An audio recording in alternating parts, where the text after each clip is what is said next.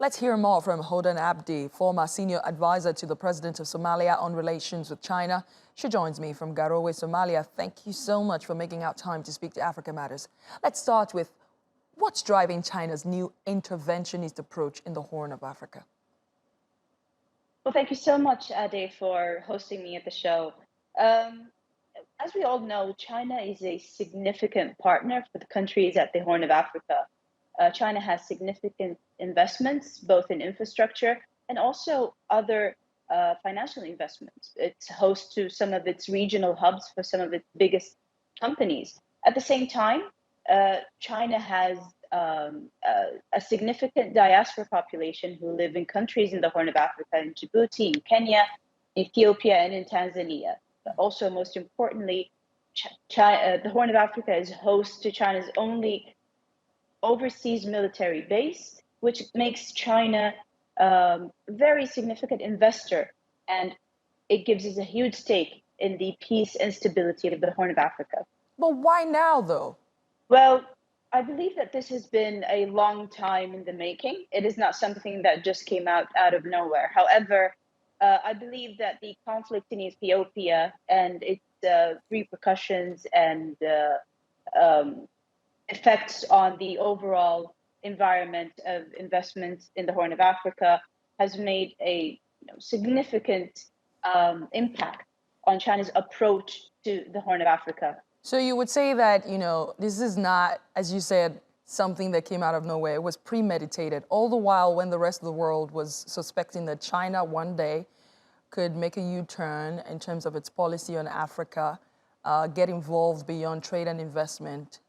Is this what you mean by it didn't happen overnight? Well, absolutely. China's foreign policy, as we all know, especially people who study the field, is always evolving. And it is always amending, and it's always adding to itself and adjusting where necessary. And these decisions never happen overnight. It is the outcome of a long process of rigorous research, rigorous deliberations, and rigorous preparation and effort. So I believe this has been a long time in the making, and it is the outcome of an ever-evolving China's foreign policy, not just towards Africa, but its overall foreign policy. What leverage then would you say China has over other superpowers in mediating crises in the region? And what challenge is Beijing likely to face? Well, I think that's a very interesting question. If I would start with the challenge, I believe the most important challenge that China would face in trying to mediate conflicts in the Horn of Africa is its lack of experience in the field, especially lack of experience working in resolving conflicts and mediating issues in the Horn of Africa, given the huge complexities that exist in the region that are both historic and at the same time that are also contemporary.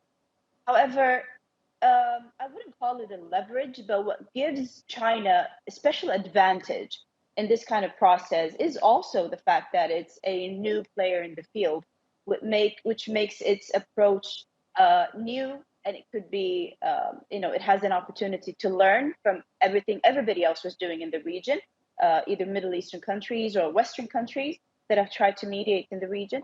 It can learn lessons from these efforts and approaches and expand on them or add to them using its own historic and cultural background.